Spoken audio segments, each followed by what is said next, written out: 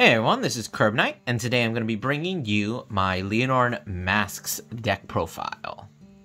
So I want to start off by saying that this brew is something that me and my team has been working on. One of my teammates basically made the skeleton, or not the skeleton, basically made the first initial build, and we've been testing it and refining it.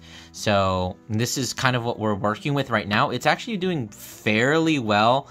It can compete pretty well. I think this deck is fairly strong. I know a lot of people aren't playing it, but I do think that if you build the deck the way we have and you kind of play it smart, you can actually have a really good matchup against some of the meta decks currently in the meta. So with that in mind, let's go ahead and get into the deck profile. So starting off with the ride line, we are actually opting to play the Roa ride line instead of the Lianorn ride line. So I guess let's go ahead and go over what the ride line does, and then we'll talk about why we're choosing Roa over the Lianorn ride line. So the first is the starter, which is Bioroid Youth Roa. If you're playing the Roa ride line, you do actually have to play this because the grade 1, when you ride over the grade 0 of the ride line, you get to call a plant token and it has to go behind your Vanguard. Now this is a glitter, but it doesn't really matter because we're not playing any glitter cards. But going into these grade 2, so when this unit is placed on Vanguard, you actually get to retire one of your rear guards, and then if you do that, you can call up to 2 plant tokens to rear guard circle. So with this grade 2, you actually do have a choice of where you put the tokens.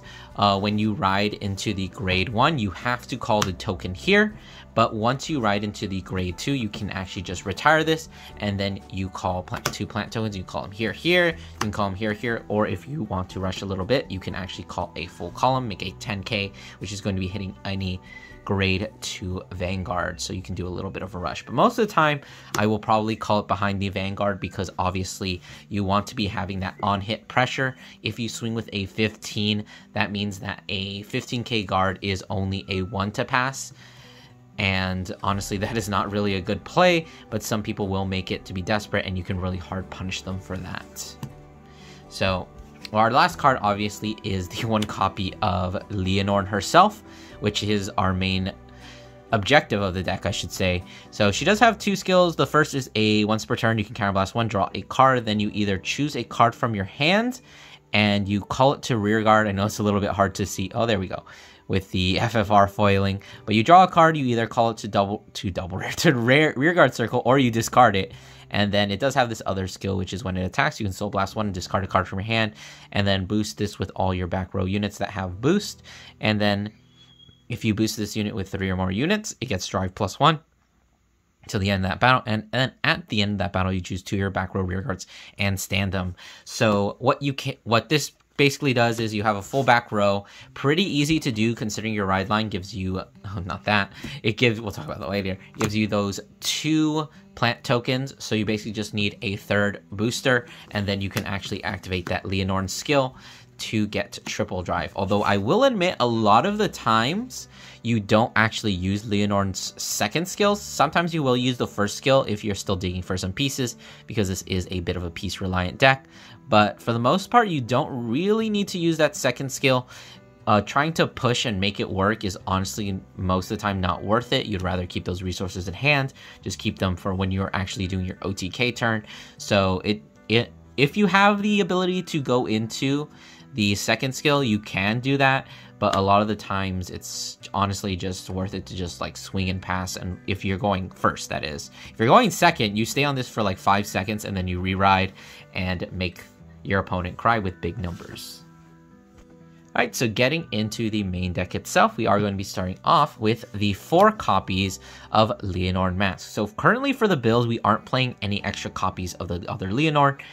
There is a reason that you can play it, but right now we're opting not to, and we'll talk about why not after we read what Lianorn Masques does. So this is going to be my first deck profile of a Masques unit. Well, obviously we just got the Masques in set 10, so let's go ahead and review what they are. So this card can only be written from a grade 3 with Lianorn in its card name, so you have to write it over base Lianorn.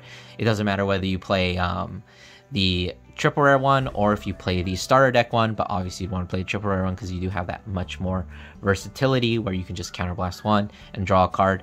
So second skill, act once per turn, you remove a card with Lianorn in a different card name from this unit from your hand, soul, or drop, so anywhere basically. And then you got to choose a grade 1 or less rearguard or less card from your drop, you call it to rearguard, then you choose one of your opponent's rearguards and you retire. So you do actually have a bit of recursion on herself. If you were to play more Lianorns in the main deck, you can actually activate that more than once, but you do have a guaranteed once proc just revival. Honestly, we've considered playing more Lianorns just to be that extra revival, because in some matchups where they can retire your entire board, such as a certain deck that just came out in set 10, it is very useful to have more revival so that you can actually do your plays efficiently, but it is not entirely necessary. We do have a decent amount of ways to play around it, but let's get into that main third skill, so that when it's auto and attacks, you choose 3 of your back row rearguards and that are standing with boost, and then you boost them with this unit. So basically just same thing as base Lianorn, it boosts with the whole back row. Then if you boost with 3 or more units at the end of that battle, you can pay the cost of counterblast 1, you choose 2 of your rearguards and stand them. And do note that doesn't have to be the back row rearguards anymore. So what Lianorn Masques does for the deck is, well, we're going to talk about how you persona ride with this, but basically you call this, or you ride this, you have 2 very big rearguards, you go 1, 2, Lianorn Masque is the third attack, and she's going to be very, very big because she's getting boosted with 3 rearguards. Most times she'll be around 41 or 47, and then after that swing, you counterblast 1, you restand your massive rearguards, and you swing with them once again. So you do get a maximum of 5 attacks in this deck fairly easily. All you really have to do is have a full board, which is not that difficult to do in the deck. So the main reason that this deck is actually pretty viable is just because of our 2 copies of Mask of Hydreigon. So this card is a new card from BT10, so let's go over it. So you can play this as an order card, and if you do, the effect is that you look at the top 5 cards of your deck, you choose 1 unit card with either Dragon Tree or Masques in its card name. From among them, you reveal it and put it to your hand, and then you shuffle your deck. So this has 2 search targets in the deck. Obviously one is the Lianorn Masque, but we are playing one of the Dragon Tree Wrenches, which you can actually also get off of the top 5. So, and I will admit, sometimes you don't always just play this. It is fine to discard it, as we're going to talk about in the next skill. But do note that if you miss with this skill, it is kind of a -1, so maybe you don't always want to use it, especially if you've already seen a lot of your Masques or your Dragon Trees. So it's not always worth to play this card immediately. Sometimes it's fine to just discard it because of the second skill, which is act in the drop zone. If you have a grade 3 Vanguard without Masques in its card name, so obviously your right line Lianorn, you reveal grade 3 card with Masques in its card name from your hand, obviously Lianorn Masques, and then you can ride the card reveal for this cost as stand. Then if you rode, you put this card into the soul, and then if your opponent's Vanguard is grade 3 or greater and you did not persona ride this turn, you activate persona ride. So basically what this card allows you to do, it allows you to persona ride on your first grade 3 turn, which is why we want to go second, because if we go second and our opponent rides up to grade 3, we can use the Mask of Hydreigon, go into Lianorn Masques, and already persona ride and smack the opponent with very, very big numbers, which is ideally going to be killing on that turn. I've definitely killed opponents on my first grade 3 turn with this deck a lot. If not the first, then it's almost always the second, because after the first, they're always at like 5 or 4. And then being able to do it again with another persona ride from hand is very, very deadly to most decks. Even Ahua has some trouble dealing with like a full Masques turn. Alright, so rounding out the grade 3s is going to be 2 copies of Resonance Dragon. So let's go ahead and go over Resonance Dragon, even though it's an older card from, I believe, set 7. So not too long ago, but still, you might not be familiar with this card, but not a lot of people play Lianorn. Anyway, so continuous, if you boost a total of 3 more times this turn, it gets an extra 5k, so it becomes an 18k attacker, which is a very nice magic number. Very good on that front, and we will always be boosting with 3 or more times, because obviously we have the Lianorn that's going to be boosting. And then at the end of the battle that attacks a Vanguard, if you have Vanguard with Lianorn skill and your unit's boosted a total of 5 or more times this turn, you counterblast 1 and put this unit's soul, choose one of your rear guards, and stand it. So this is basically just a unit that lets you get off 4 attacks. The reason we're playing this right now is just because it is something to do if you go first. Because if you go first and they're still on grade 2, you can't really do anything. You don't want to do the masks because you're not going to activate Persona Ride, and it's not really worth it to go all the way up into masks so suddenly. But this is just something that you can do with base Lianorn. So basically how this works is if you're on base Lianorn, let me go ahead and get her. You can actually proc this skill with both Lianorns, but ideally you'd be doing this on your first grade 3 turn when your opponent's still on grade 2. So you would just go, you would swing with Lianorn first, use her skill to boost with the 3 rear guards in the back row. You boost her, and then at the end of the battle you restand the 2 boosters that are on the side, and then you would swing Resonance Dragon. That's your 4th boost, and then your 5th boost is this one, and then you counterblast 1, put this into soul, and restand the other rear guard. And ideally you'd be stacking all of your triggered effects onto the rear guard that's going to be restanding. Theoretically, if you're in a very tight pinch and you actually want to use Resonance Dragon, you can do it with the Lianorn Masques. It just takes a little bit of awkwardness. It is still 4 attacks, and Lianorn Mask usually is 5 attacks minimum. But if you're desperate, you can do this where you just swing at the Lianorn Mask, boost with your 3 units, and then instead of standing your front row, you stand the 2 back row rear guards. So you get 3 boosts, 4 boosts, 5 boosts, and then you can counterblast, put into soul, and restand this. Alright, so getting into the grade 2s, we have one that I think is pretty important for the deck, which is going to be Margaret. So Margaret is another new card from set 10. Wow, who would have known? So when it's discarded from your hand during the ride phase, you can Soul Blast 1 and put it on the bottom of the deck, and then you draw a card. So this is what we would call a cycle card. So when you discard for ride deck, it basically makes up for the discard by letting you draw 1 for a Soul Blast. Pretty good for the deck because we are very piece reliant, and playing this card allows you to basically dig a little bit deeper, lets you see the pieces that you need. And also the soul is not really a problem because in order to do our main kill turn, we need 2 soul, and actually Persona Riding with Mask of Hydreigon does give you that 2 soul because Mask goes into the soul, and then you have base Lianorn in the soul, and you have that 2 soul that you need. And we do have other ways to recur soul if we are desperate, and we do actually need to use it. So, and it does have a second skill, which I very rarely use. I've played this deck a lot, and I think I've used it once, which is if it's placed on rearguard and you Persona Road this turn, you can counterblast 1. Your opponent can't intercept until the end of the turn, and all your opponent's front row rearguards cannot stand during their next stand phase. So it is just basically a Mega Colony lock. If they want to attack more than with their Vanguard, they do have to push those rearguards back and call something in front of them or call over them. So kind of annoying, but really we don't have the counterblast to spare for that, so we're mainly just using this card as a cycle card to discard for basically discard fodder to help us dig for more pieces. Alright, so next up we have the main OTK enabler, which is going to be 4 copies of Tideline Dragon. So this is a card from, I believe it was set 9? Yeah, set 9. So he is a tier dragon. I believe I played this, I don't think this was in my Maelstrom profile because it was BTA at that point, but if you Persona Row this turn, you can Soul Blast 1, you choose one of your other units, and that unit and this unit get an extra 10k until the end of turn. And then Persona Ride is active even if you have Persona Ride outside of your normal ride, so it does count masks. It has reminder text right there to tell you that even if you activate Persona Ride through other means, whether it's through Chalice, whether it's through masks, it does still allow you to activate it. So basically what you're trying to do with this deck is get out 2 Tidelines when you are on the Lianorn Masques.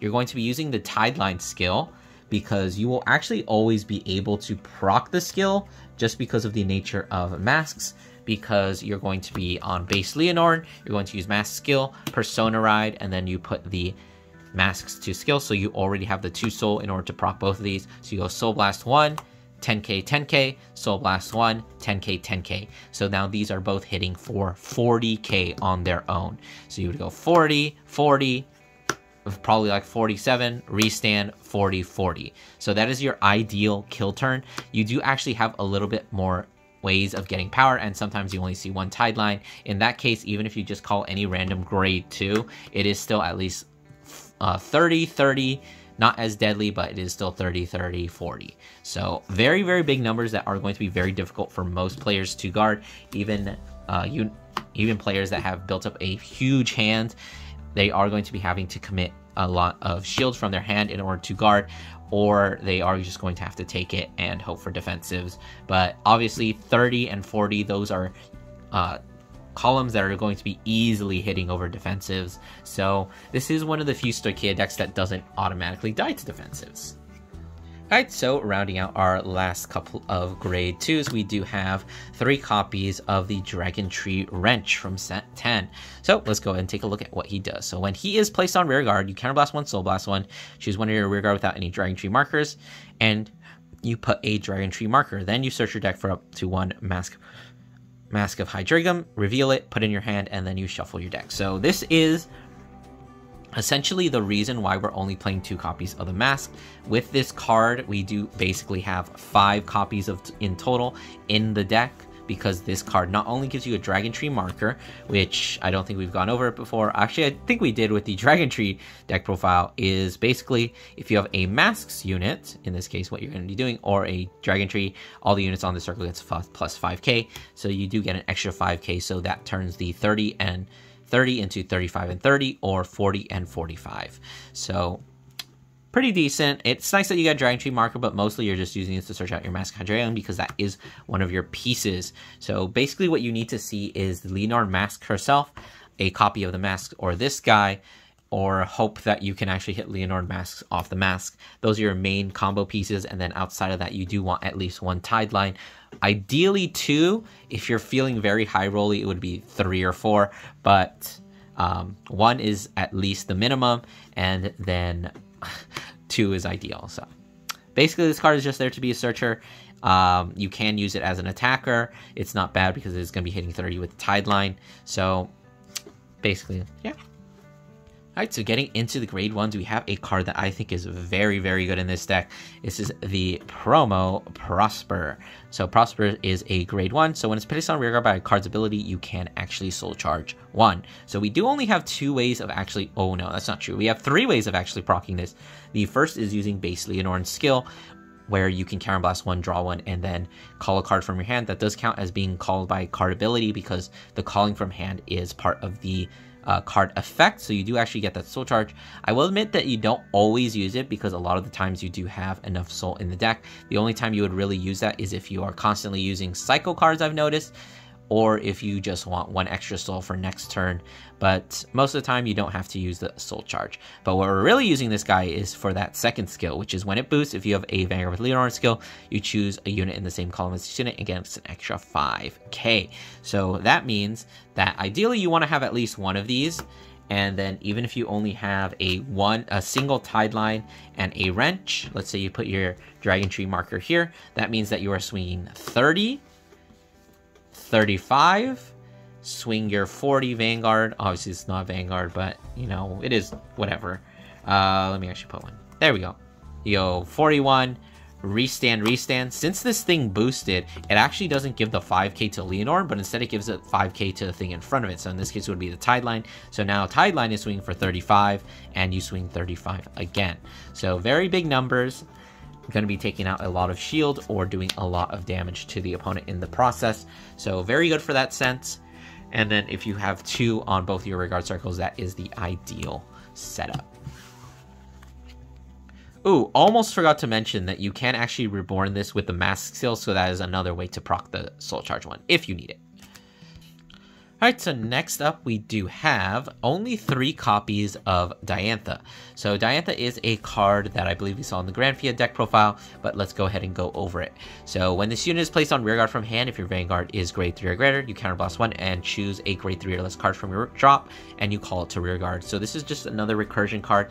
I will say a lot of the times in most matchups, I don't see myself using this card, at least that first skill, because for one, you don't always have a ton of counterblast. Sometimes you will, sometimes you won't, so you don't always want to be using it. But this card is very useful in those cases where your board gets retired and you want to actually build something. A lot of the times this can reborn your attackers. Like if you discard a Tideline, you can just call this, reborn it, and then you have your Tideline set up. But mainly it's there just to be a booster, and it's there as a panic button, in all honesty, because that skill doesn't come up a whole ton in this deck, because a lot of times you're going to have that full board, and there really is only one or two decks that can make a sizable impact on your board, enough to the point where you would need to justify this. But it is there, and it does also have that skill where if during your turn, if you have 2 or more grade 1 or less rear guards in the back row, it does get an extra 5k. Do you remember that that is an errata? She will always get the 5k no matter where she is, but you do have to have 2 grade 1 or less in your back row, which in this deck you almost always will. Her being a 13k booster really doesn't matter, because she's only going to be boosting Masques, and it's just basically giving it another 5k when it's already a very big number on a Vanguard swing. So only at 3 copies, we've been finding it to be very, very fine. It doesn't make that much of a difference, but it is there. It's honestly just because you do need to play boosters in the deck, and this is probably the best one that you can go with right now. Alright, and so for our last grade 1, we do have a little bit of a tech slot here, but this is a new card from set 10. We're just playing 1 copy right now because honestly that's all we pulled from the boxes, but we might bump this up, but we still have to see how it performs. I haven't really seen myself using this, but it is good in very niche situations. So during your turn, if you have Lianorn Masques as your Vanguard, it gets an extra 5k, and then it also gets a skill that at the end of the battle that your Vanguard attacks, you can Soul Blast 1 and retire this unit to countercharge. So this card is just there to play around the damage deny plays. Sometimes people will damage deny you in order to ensure that you can't 5 attacks them. So this card is your way of countering that. I don't really see it come up very often. It could just be because we're playing at 1, but I have noticed as I play the deck, if you play it smart and you count your counterblast and you take your damage accordingly, it is definitely possible to not need this card. But do note that you can combo both those skills because they're both at the end of the battle. So if you have no face-up CB, what you can do is just boost with her, use her skill, retire her countercharge, and then you can use Lianorn's Masques skill to counterblast 1 and then restand your units. So even if you have no counterblast, this card lets you actually use the skill and get your 5 attacks. Alright, so just doing the rest of the deck, your basic stuff. You've got those 4 PGs, obviously playing the Elementary because we're not a grade 4 deck. We have 4 crits and 8 crit. Do you need to play Alana? Sometimes you need the soul, but honestly, I'm thinking maybe we just play vanilla triggers because sometimes you do have to slap them down, and a 5k base is obviously much better than a 4k base, especially since we're playing around with a lot of grade 1s, so you'd rather have that 5k in order to make better numbers. And for our last trigger, we are just playing the 3 draw triggers because we are basically a very combo based deck, so we want to be able to see our pieces, and draw triggers help us see those. We have considered fronts because that makes your attacks much, much bigger and it is more shield value, but at the moment I think draws are very helpful because we are very piece reliant. And then, of course, just rounding out the last bit of the triggers, we have the 4 heals and the 1 OT. OT Stoicheia because it's clearly superior. If you want to know why I like Stoicheia OT in most of my Stoicheia decks, literally watch any other deck profile. Alright, let's go ahead and finish off the video with a little bit of a test hand. So let's go ahead and draw our 5 cards and see what we are working with. So this is a fairly decent hand. So we already have the Mask, so that is a definite keep. We do technically have the Mask of Hydreigon, probably also keep because it is another card that you need to see. However, if you're desperately missing this, you might want to mull this back because you do theoretically have ways of searching it out. These cards, if they have a G zone, I would probably keep this. But as for these cards, I would probably put them back because unlike a lot of my other decks, I don't think you really need to keep a 15k shield in hand. Sometimes you do, but a lot of the times you don't, because what happens is you kind of just soak up damage in the early game because you do actually need a lot of counterblast. You don't really want to be guarding early. So you would probably just put these two back. Let's pretend we don't have a G zone, and we'll put this back too so that we can dig for some more pieces. Draw into this, not really necessary right now. A trigger, so okay, we have some early game defense. And then a Diantha, which is pretty good. It lets us get some pieces back. It means we can afford to actually, you know, discard cards and guard a little bit early. So probably what I'm looking for here is I'm hoping to draw into some Tideline Dragons because that is a very good playmaker for the deck.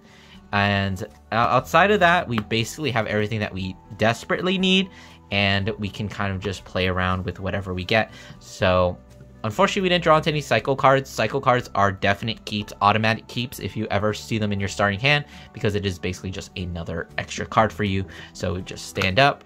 Let's say we're going first in this situation, which is not what you want to be doing most of the time, is to draw for turn. Another Diantha. I really don't need these two Dianthas, but I also really don't need this.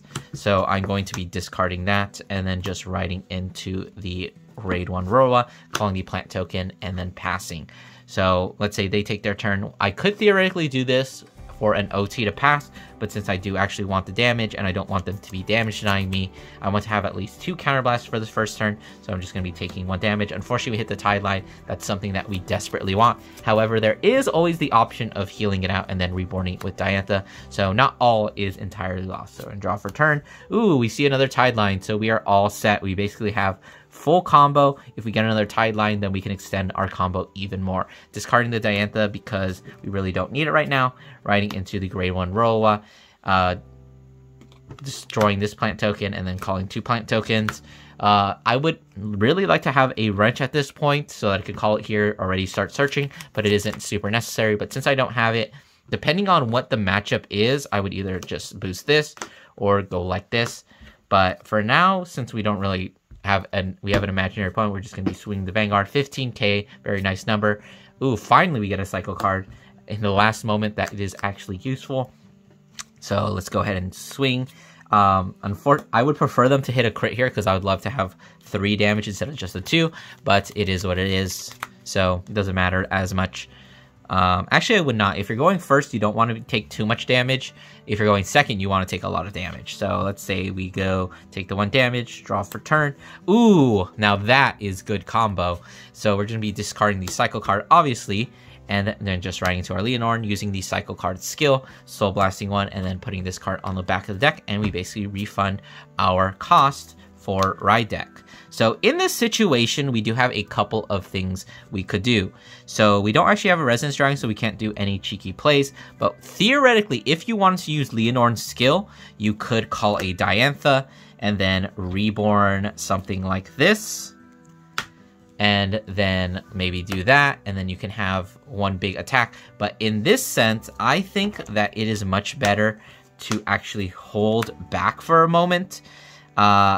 Unfortunately, I'm thinking if I want to use Lianorn's skill, the problem with doing that is that I would have to call one of these things, and that means that this would be vulnerable to being attacked or retired. This would be vulnerable to being attacked or retired. So what I think I might actually do here is use the Lianorn skill just to dig a little bit further, draw into a card. We actually drew into a pretty good call target, but I'm thinking, let's say if I didn't draw this, if I don't draw something to call, I might actually just discard Tideline and then reborn it with a Diantha next turn. But I'm thinking that since I did draw into this, and this is actually a good card, I'm just going to go ahead and call it to the back row. And what do you know, whatever, we'll just soul charge. Unfortunately, that was not a good idea. We probably didn't need to do that. Like I said, probably wouldn't better just heal it. But since we did actually get the 3 boosters, we can actually commit to the play. So we would actually just go ahead and swing, soul blast the 1, and then boost with all 3. In this case, we could keep the Mask of Hydreigon and search with it because we still do have a lot of search targets left in deck. We can also discard the Tideline, like I said, because we're going to reborn it with the Diantha next turn anyway. So I think we'll actually go ahead and do that to get triple drive. So let's go ahead and see what we get. We get a Resonance Dragon, pretty much useless at this point. A Lianorn Masques, a little unfortunate because that means less targets for the Masques Hydreigon, and a critical trigger, very nice. So we're pushing them to, hopefully at this point they're at 2 or 3, they're at 3 or 4. So that means next turn we're almost guaranteed to kill. So let's say they go ahead and do their grade 3 turn, take 1, 2 damage, defensive. We don't have a lot of defensive cards in hand, so we're going to be soaking up a lot of damage. We have enough to survive, probably guarding that, guard that.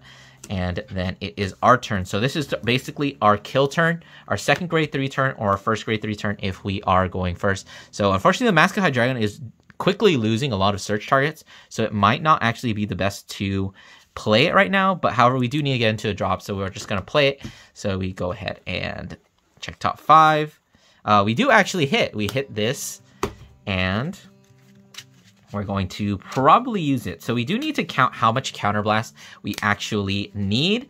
So theoretically, we do have access to 3. And since we have this unit in the drop zone, we do technically have 4 Counterblast. So Lianorn Masques itself is going to take up 1 Counterblast. If I want to use this, that's going to be 2 Counterblast.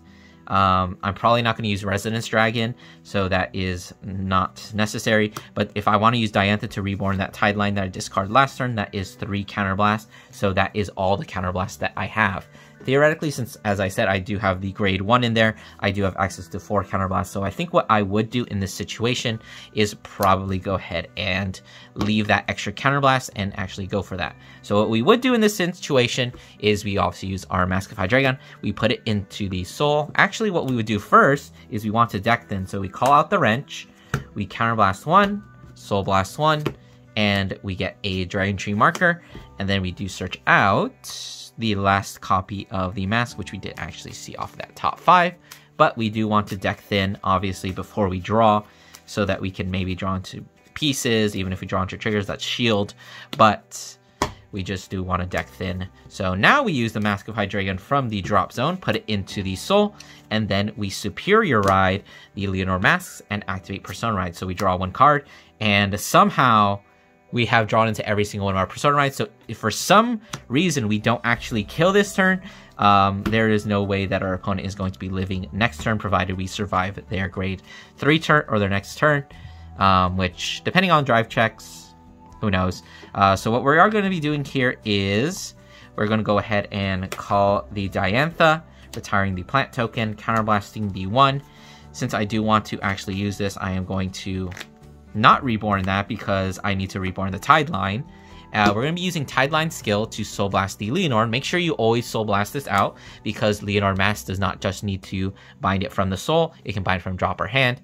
And then we would probably go ahead and use that skill, remove the Lianorn Masques from the game, and then call over our plant token. Normally you probably wouldn't want to get rid of your plant tokens so easily because they are free rear guards, and you want to commit unless you're guaranteed or you know for sure that you can actually kill them this turn. And then obviously we do have the second Tideline, so we're just going to call over the Wrench. So now we have very big columns. Use the other Tideline skill. Don't forget Soul Blast 1 more. As you saw, we already had the 2 Soul and we still have 1 more Soul. So what we're going to be doing is we're going to be swinging the Tideline Dragon for 30k, 20k from the Persona, or this isn't even 30k, this is 40k, 10k from the Persona Ride, 10k from its own skill, and 10k from the other Tideline. So this is going to be 40 at the Vanguard. Swing the second Tideline with the Dragon Tree marker, it's going to be swinging for 45, and then we're going to be swinging with Lianorn Masques. So when this thing boosts, it gives an extra 5k to the thing in front of it. So this thing also gets 5k, and this also gets 5k. 8 times 3 is 24. 24 plus 23 is 47. 47 plus 5 and 5 is 57. So this is going to be a 57 Vanguard swing. Drive check 1. Drive check 2, a draw trigger, probably just give it to one of the Tidelines. They are actually hitting for both the same number, so it doesn't really matter. Use this skill to Soul Blast our last card, retire this unit, and countercharge, and then we are just going to be counterblasting right again to restand the 2 Tidelines. So now this is going to be a 45 and a 55. So if our opponent really was at 4 or 3, those attacks were probably going to be enough to finish them off. Alright, so that's going to do it for our deck profile of the Lianorn Masques. Hopefully you guys enjoyed. Don't forget to do all the YouTube things. Like, comment, subscribe, and I'll see you guys in the next one.